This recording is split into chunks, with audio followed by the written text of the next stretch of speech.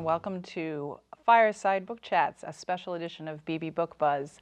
We're here today. Fireside is something we do once a year in the wintertime. We gather lists, your Beebe librarians. We gather lists of our favorite reads. Some of them are upcoming, some of them are recently read, and we make them available to you at the library as in the form of paper and with a display of books that you can come and choose from. And the lists are also available online. And so that's what we have for you here today. We have a big crowd. Also, there's 6 of us here today to present our lists and give you a little taste from them. And I'll just give you a quick idea of who we've got.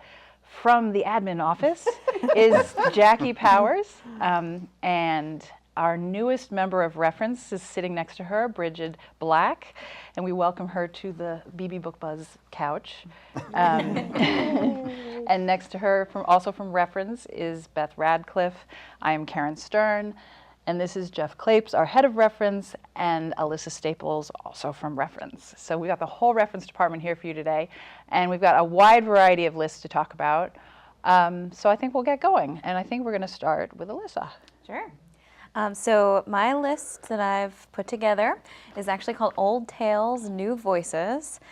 So it basically offers alternative or modern retellings of classic mythology, fairy tale, and folklore. So by new voices, it could mean 2 things on this list. So some of these titles have characters that have been traditionally marginalized or ignored in the background, like handmaidens or servants, etc. Characters we never got to hear from before. And then some of the other new voices are just your classic characters showcased in an updated way. And I really want to push home that for every title on this list, and especially for the book I'll talk with you guys about today, knowledge of the original classic really isn't necessary to enjoy them. As a matter of fact, I haven't read many of these classics, but it's concessions. Yeah. But you can certainly enjoy all of these modern day representations without a lot of knowledge. I'd assume that if you do have a familiarity with the classic, you may especially enjoy it. There may be a depth or appreciation in the retelling that you'd get that you wouldn't otherwise. But I really think this is a fun and special list, and a lot of authors seem to be doing the retelling kind of. There's a whole lot of that stuff going on right now. It's exciting. Yeah. I'm really jealous because I love your topic, and I've read half the books on your list already. Perfect. We'll talk about it. So tell us what the book is. Oh, go for it. I get to tell my you book. get to do your book right away. Okay, awesome. I'm excited. So one that I've just read and really enjoyed is The Mere Wife by Maria Devana Headley. So this is a present-day retelling of Beowulf, a classic I've never even touched. But basically, this book gives voice to the monsters of Beowulf. So it's the villains of the book. So it's the monster of Grendel and his mother. So again, no need to know Beowulf to really enjoy this one. It's completely updated, very accessible to modern day audiences. So I just want to talk a little bit about how it begins. It really sets the scene. There is a prologue in the beginning. Sets it apart from the classic. So Dana Mills is our main character here. She's a U.S. soldier in the Middle East, and she's captured by enemy forces and publicly executed on TV. 6 months later, she wakes up in the hospital, pregnant with a baby boy. Wait, what? So how does that work? So really strange transition there right on the first page. What you want to keep in mind while reading this is there's a hint of magical realism. I mean, it is based on Beowulf, which is an epic with dragons and monsters and all of that good stuff.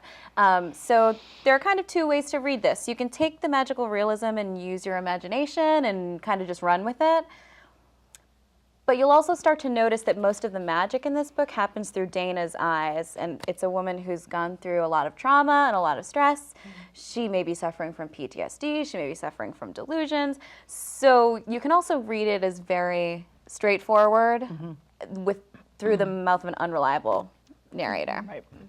So at this point, you just kind of accept she's alive, she's pregnant. So she's in the hospital, and the soldiers there start to distrust her a little bit, where her loyalty was, what actually happened to her. No one's seen her in 6 months. She was presumed dead. So they start to question her in a way that makes her really nervous for her safety and her baby's safety. So she escapes and she goes back to her hometown to find her family. However, when she gets there, her hometown is gone. It is now a wealthy community called Harrods Hall, filled with blonde, rich suburbanites and their families. Spooky. It is very spooky. So she has nothing to return to. So instead, she goes up and hides in the mountains surrounding Harrods Hall and lives in solitude until she has her baby, whom she names Gren. Got it. So meanwhile, in Harrods Hall, there's Willa, another one of our main players in this modern epic, and she's actually one of the wealthy wives of Harrods Hall. She has a handsome and rich husband named Roger. She has a beautiful young boy named Dylan. She has that idyllic life, so we think. So this book utilizes both of their points of view, but also offers some very interesting and unique ones. So for example, some chapters are narrated by all of the matriarchs of Harrods Hall, all of these wealthy older founders of this community, and they kind of act like a Greek chorus. It's not the same time frame, but the author takes that element. Right. And it's also, there are some points of view from the mountain itself where Dana and Gren are hiding, and that's like an omniscient narrator style as well. Wow. So it's very in that vein of traditional kind of like Greek plays. It fills in some of the background situationally for you. It's really interesting. The characterization of the primary and all of those secondary characters is spot on. Everyone has a super authentic voice. Everyone is well developed, especially the characters of Dana and Willa, who are our main players. It has strong overtones of their motherhood, but they never lose their autonomy or their own unique voices, which is really good. The pace, despite what I said about Dana's ordeals in the war, it does start out pretty leisurely, and the author does an amazing job at starting to just like creep you out. So the tension starts to build, the suspense starts to build, and by the time you are 3/4 of the way through, you're like barreling towards this adventure-filled conclusion. It's fun. It's a fun ride at the end. Action. It is. Too. It's strange because in the beginning it reads a lot more like literary fiction, a little bit of magical realism, like I said, but then as you go on, it starts to be a thriller in its own way. Just like the epic too, it kind of culminates in these these heroic battles, and that's exactly what happens here. So it's a character-driven book, moments of intense action, subverting a classic while talking about modern issues like family power dynamics and wealth disparity and classism, but it does so really subtly. You never lose touch with the real power of this book, which is the characters and the connections they make and the love they have for one another. Really highly recommended. Beowulf fans or not, check this one out. It's really good. Awesome. Yeah. That sounds great. I want to read that for sure. It's a fast read. Do you have Circe on your list? I do. So Madeline Miller is kind of this like Renaissance woman of bringing these updated classics to the mainstream, I feel like right now.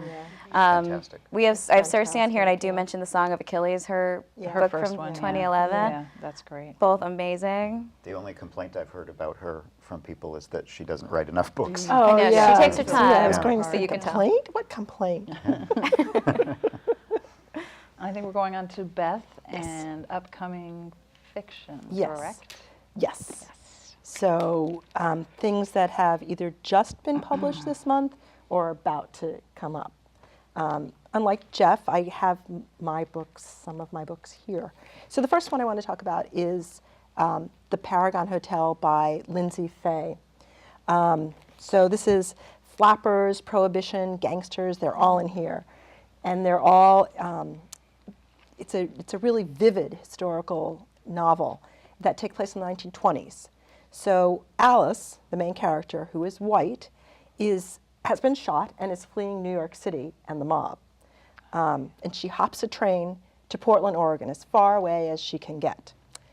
On the train, she befriends a porter, and he takes her to the Paragon Hotel, the title.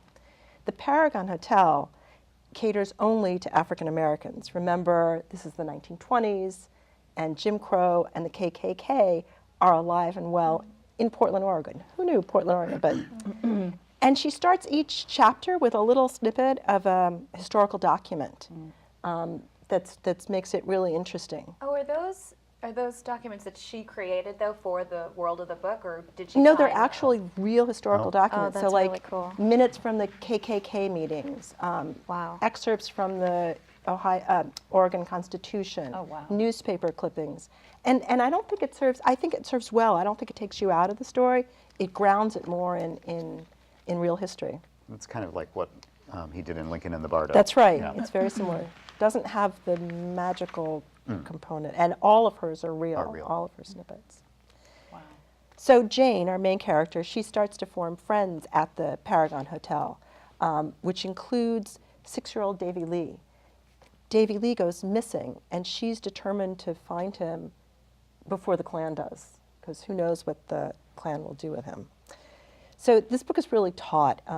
It simmers with the tension of a missing child, with the sexism of the era, and with the vileness of racism. It all combines to form a compelling thriller, but it's also more than that. She's got a really wonderful sense of humor, and it's beautifully written. And I am going to, if you'll indulge me, I'm going to read you a paragraph. The walls of my vibrating coffin are polished mahogany, windowless, spotless, reflecting onyx midnight presently. I've been watching them for several days, when I wasn't switching trains, which was its own jostling hell and doesn't bear repeating. Does Salt Lake City ever bear repeating? Well, I mean, it's the 1920s Salt Lake City, right? So just remember that.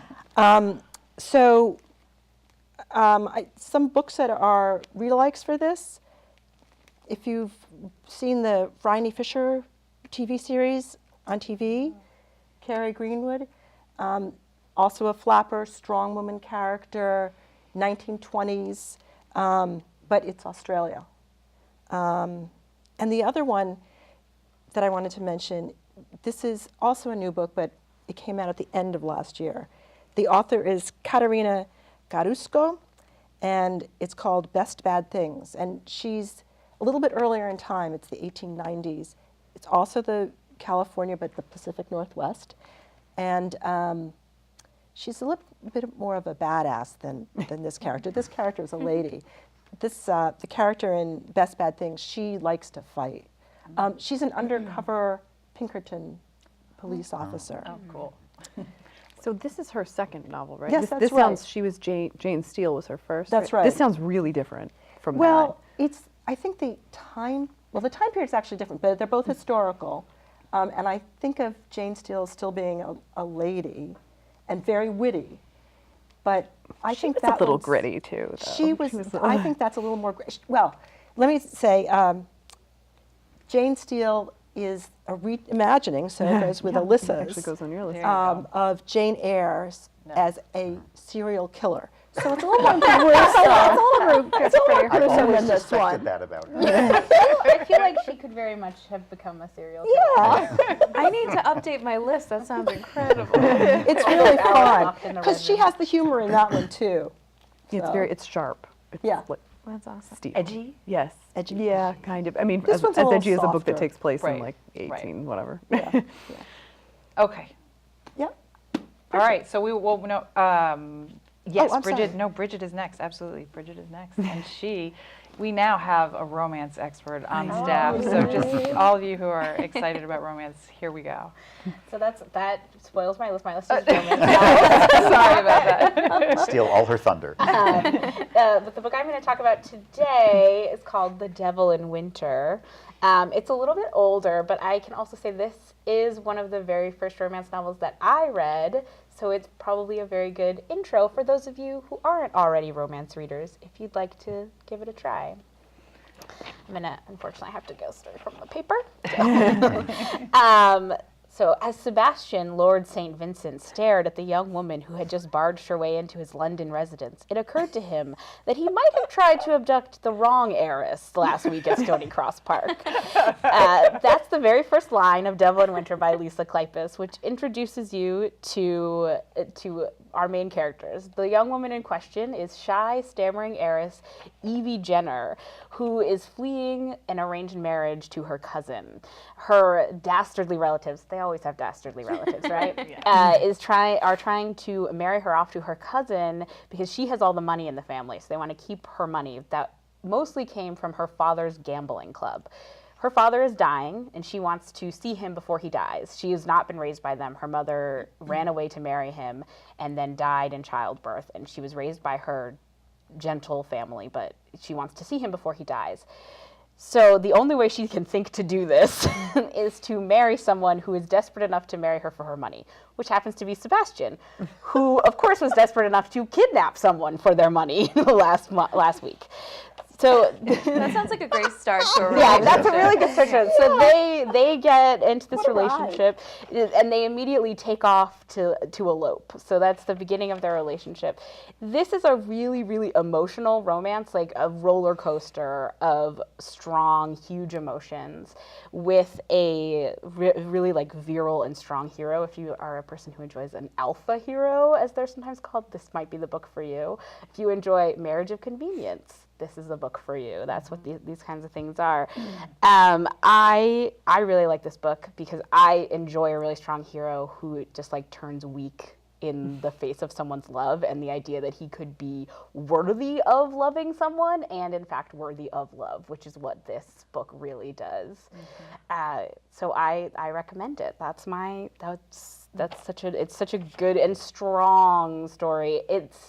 Kleypas is known for her emotional storytelling more than her logical storytelling. As you could see from some of those things. So if you are going to be bothered by plot elements, it's maybe not for you exactly. But if you really want to have those strong, huge emotions, it's really the book for you, because that's what it does. It's all about emotional connections, and it's all about huge feelings, not Isn't not that little what you ones. want out of I romance? was Yeah, gonna say, that that sounds like what you should be that's looking why we all for. read And it. there's a happily ever And after. there's in it. and a guaranteed happily ever after, and that's really why and that's why I think people respond so strongly to this book and to her. This is probably her most beloved book, and people really respond strongly to her. And I think to this book in particular, I have given it to several people, and it has been a good gateway book for romance. Right. And I think people really respond to that huge emotional feeling and the catharsis that it provides. And you know that it's happy, which I always like. Sometimes we need a little happy ending. We Yeah. all need we a little do. happy. Yes, we do. Absolutely. All right. Well, thank you, Bridget. And I'm going to take the next spot. My list is books under 300. And that's really all there is to say. They're all books that are under 300 pages, so short. I suggest the list. I tried to put a variety of things on there, so if you're not sure if you're going to like something, it's great because you know it's short and you don't have to necessarily commit to a whole lot of time to figuring out if you're going to like an author or a genre or a style. So that's my list. And the book I want to talk about today is Michael Ondaatje's Warlight. You'll know Ondaatje as the author, the Booker-winning author of The English Patient, which they also made into a movie that you might have seen. And the first line of Warlight reads, "In 1945, our parents went away and left us in the care of two men who may have been criminals." And that line is spoken by the narrator, Nathaniel. And he's looking back to his 14-year-old self, who is trying to make sense of a whole bunch of things, namely where did his parents go and why did they leave him and his sister. He's also trying to make sense of what is left of life in post-Blitz London. He's also trying to make sense of the things that all 14-year-olds are trying to make sense of. And the uncertainty of that first line is kind of the mystery of the book. It's not a whodunit kind of mystery. It's more like Nathaniel's memoir and kind of his attempts to piece together what happened to him in this kind of strange puzzle that is his early life and something about his mother's true identity. So the first third of the story, you get this look backwards, and it's a slightly detached voice, just describing these events of this really strange time, where he has these two men that he and his sister call the Moth and the Darter, who are kind of these weird surrogate parents, and then they have all these mysterious associates who live in their house or come through their house, and introduce these two teenagers to things that most teenagers would never see.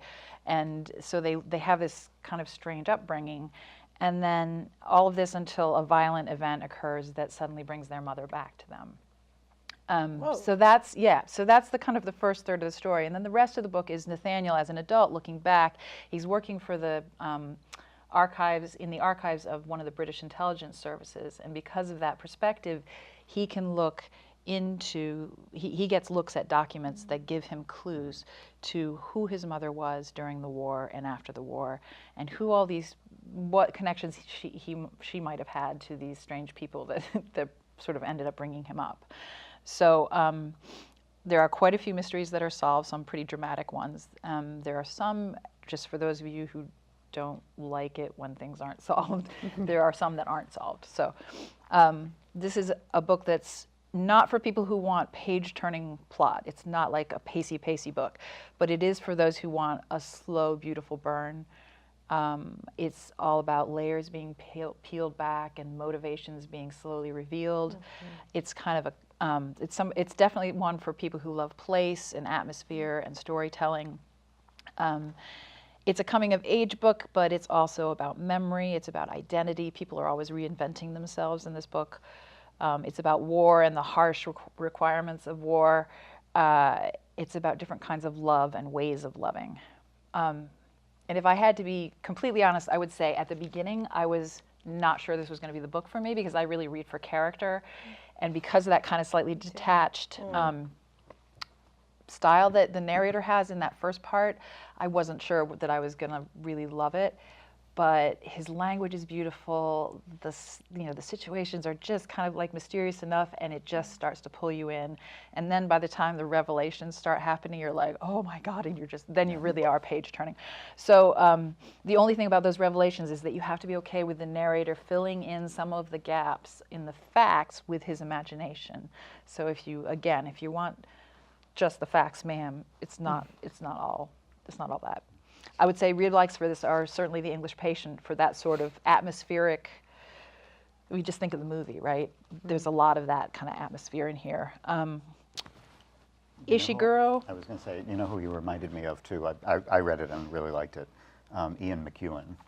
Oh, like right. with Atonement. Atonement. Yeah, actually the atmosphere of Atonement. The atmosphere is very similar, and that sort of the subtlety of gradually pulling the threads on a story that's take a lot of time. And Yeah. even the things are not What they As what they they Things are seem. not what They they are seem, filled in and- by an yeah. imagination, not entirely Yeah. accurate Yeah. facts. Someone else mentioned Ishiguro's When We Were Orphans. Or When We Were Orphans, Which yeah. is when he goes back and he's also trying to find out what happened to his parents. I think that one is a little bit more of a detective style, but But the similarities are there, there's some similar, definitely, yeah. yeah. And the writing style. right. Yeah, I haven't read that one, so I don't know. But Well, an interesting, the transcription, the Kate Atkinson book is about the same, is also about someone who's in the archives. I of have- Civil yeah, War. that's They're next to each other on my counter, and I'm like, I feel like they need to be read in tandem. Like, yes. All right, well, there you go. All kinds of read likes for that one. So there you go. Warlight by Michael Ondaatje. Very good. Very good. Jeffrey. It's me. So I'm kind of a companion to Beth's, only I'm focusing on nonfiction. My list is all about sort of can't wait nonfiction that's scheduled to come out in the next few weeks or months. As Beth pointed out, I don't have any books because they aren't published yet. So this is my book. But I'll just let you know a little bit about what some of the things are that are on my list. Many of them are authors you've heard of. Oprah has a new one coming out. Adam Gopnik has a new one coming out. Historians like Douglas Brinkley and Jared Diamond from Guns, Germs, and Steel, he has another one coming out. There's some political memoirs, Kamala Harris. That one is actually already out just this week. So people like that who are in the news. There's a lot that is going to be published based on I guess it's the 50th anniversary of the moon landing. So there's a whole bunch of things looking back on the history of the space program and the people involved in that. So it'll be, there's a lot of this kind of stuff coming out through the course of the next few months. What I wanted to talk about today, though, is a book called Becoming Boston Strong by Amy Rowe, and this is going to be coming out the first week of April, so it's kind of timed to come out right before all the marathon stuff is going on. And of course, again, I have not read this, so I can only tell you what I have learned about it through reviews and other things. Amy Rowe, she's a writer now, but at the time, she was living alone in Portland, Oregon. She had no friends, she had no money, she was unemployed, and so she had a lot of time on her hands and was trying to figure out what to do with it. And as a child, she had been sort of inspired by the marathon, but had never done anything about it. So she decides to join a marathon group, training group. And she kind of sees it as a way of giving herself a purpose and a goal in a time in her life when really nothing else is happening. So she trains for quite a while with these people, and months later she actually runs a marathon and finishes. She's nowhere near qualifying for Boston. Her time is like hopelessly, I don't remember what it was, but there's no way she would qualify for Boston. But she practices for years to see where she can go with it. She really gets the bug. So she runs 11 marathons over the course of the next several years during this training. And eventually she manages to qualify time-wise for Boston in 2011. So that's her first Boston Marathon. And she does, she finishes. And she manages to qualify for the next year, 2012, and again she manages to qualify for 2013. And 2013, as you may remember, was the year of the bombing. She finishes the 2013 marathon in, I think, about 4 hours, and that's because she had some sort of minor injury, so it took her longer than it normally would have. But she finishes minutes before the bombs go off. So all of this has been kind of building up to an event that misses her by like this much. So it really changes her life and her perspective. But the thing is, this is not a bombing. This isn't a book, because there are many, about the bombing itself. This is more a love story to the marathon and to the people, the community that has grown up around this institution and the people that she's gotten to know through the training. She now writes for a number of different publications like The Guardian, The New York Times, other publications. So she has a really good voice for kind of telling the funny side of things and also the serious side of things. So it's following more about her experience, building up to the marathon, why it's important to her, why it's important to so many other people. It is, after all, probably the most famous, certainly the most famous, arguably the most important marathon in the world. And so a lot of the book is about why that is and what makes people think so highly of it. So it's the kind of book that I think will really attract people who like the idea of setting a goal and trying to achieve it and kind of becoming part of something that's bigger than themselves. So I think that's really the audience it's aimed for. And as I said, it's going to be coming out right before marathon season kicks into high gear in April. So, yeah, that's Becoming Boston Strong. Perfect. What does it mean now? Finally, we have It's gone on so long. Waiting all this time, saving the best for last. So I tried to pick up where our beloved Leanne left off, and I'm no substitute. But my list this year is my personal top thrillers, mysteries, and suspense. She always does a kind of an adrenaline list, which has a lot of this. I hesitate to call mine adrenaline. It's not quite that punchy. But so this definitely I would not call adrenaline per se. But what I want to talk about is The 7.5 Deaths of Evelyn Hardcastle. This is Stuart Turton's first novel, and what a debut. I'm very excited to talk about it, except I'm not really going to tell you anything about it. All done. It's done. It's over. This is definitely one of those books that is best discovered on your own.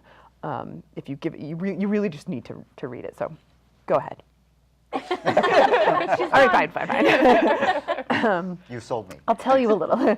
So this is an Agatha Christie sort of locked room murder mystery meets Groundhog Day minus Bill Murray, with a sort of psychological thriller thrown in there. There's time loops, there's body swaps, there is a psychopathic footman. I mean, there's something for everyone here. So a little backstory, it's the 1920s, it's England. Lord and Lady Hardcastle are having a kind of weekend party at their country estate as a sort of a memorial for their son's death. He had died young, about 20 years before. Their daughter, who's been living in France, comes back. She's in her 20s. She was the older sister. She's the aforementioned Evelyn. She's this kind of cool, beautiful person. And she's going to be murdered at 11 p.m. in the middle of this lavish masquerade ball. But by whom? So that's what the narrator needs to find out. And he's got 8 days to do it. Otherwise, he gets stuck in this loop of reliving the day of her death over and over. And also, Evelyn's murder is not going to look like a murder. So there's that. So what is this book exactly? For one, it is very, very clever.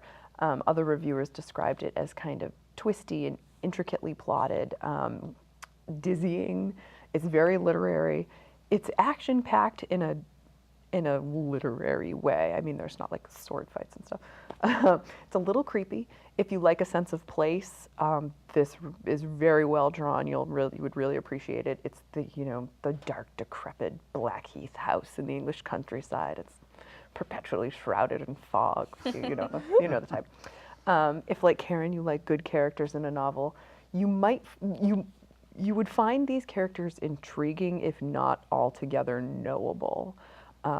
They sort of have this tendency to blur together and kind of seep from one body to the next, but that's all I'm going to say about that. There's more.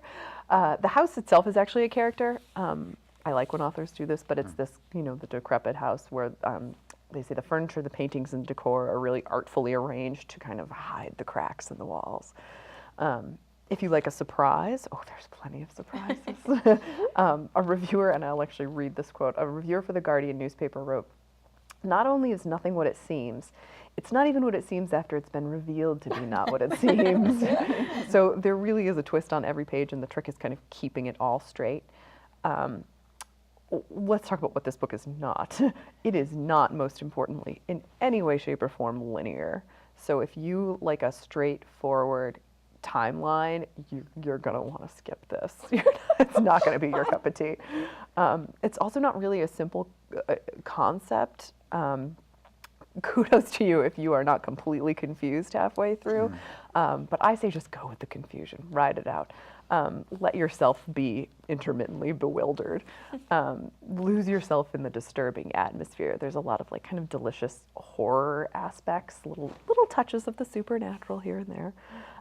It's very atmospheric. It's very unique, and there's this kind of the mystery is more about who am I as opposed to who done it. It kind of becomes secondary.